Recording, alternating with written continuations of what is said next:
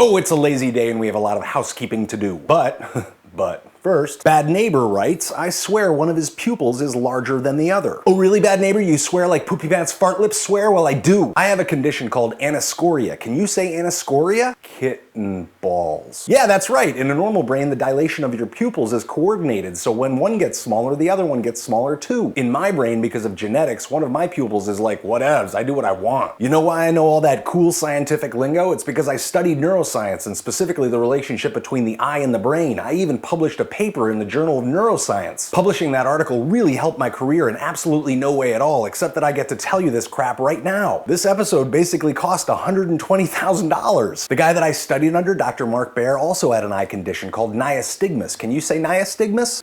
Kitty balls. That's right, it's when someone's eyes move back and forth really rapidly. Those little movements are called saccades. Can you say kitten balls? Saccades? You want to know something cool? There's actually two different motor systems that control your eyes. One makes your eyes jump around a whole bunch with those little movements called saccades. To see this in action, pick any point on the wall in front of you and try to move your eyes smoothly from one side to the other. You can't. Your eyes jump. Our eyes are constantly jumping around, and each one of those jumps takes up to 1/10 of a second.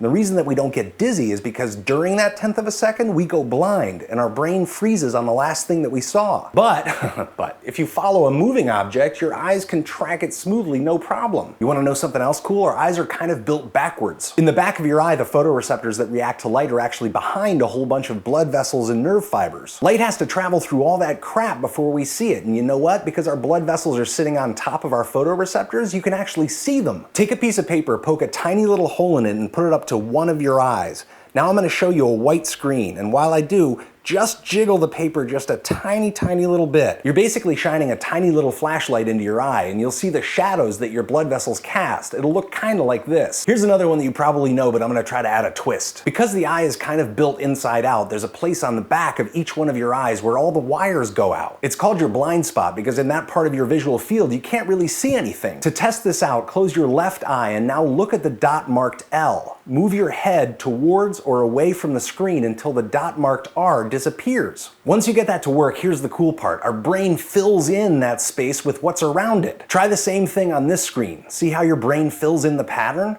Or how about this one? Anywho, Bad Neighbor, yeah, my pupils are different sizes. Can you say... Last week, the photographer Bill Wadman asked you to tell someone that you loved them and to take a photograph the moment that they reacted. Although they were all awesome, 3 in particular caught Bill's eye. One, because, quote, the knowing smile says it all. The second, because, quote, it looks like a hard man caught by the unexpected. But the winner this week was Chris J. Darcy, because, quote, it was that slight and perhaps slightly embarrassed hint of a smile that she just couldn't keep in. Chris will be contacting you about that poster that you just won. And now this week's assignment from Bill Wadman. Nice job on last week's mission. This week's assignment? Take a picture of your friend's face while you're both upside down. You get it? It's a right side up, upside down picture. Awesome. We tried it, they're super fun to make. Here's one that I took of Sarah, and here's one that Sarah took of me. You can submit your entries at ashow.zafrank.com at the Bill Wadman Upside Down mission. And now the marvelous Lee Hall animates one of your dreams. Severus Snape, Sherlock Holmes, and I were searching for a missing child in a warehouse. Unsurprisingly, they were constantly bickering with each other. We reached 2 boxes labeled head and body. The men were too afraid to open them, so I did the honors and discovered they contained Tonka trucks. As we stared in confusion, someone burst through the wall and said, "It's okay! Hagrid already found him!" Bye, bye, it's the bye-bye song.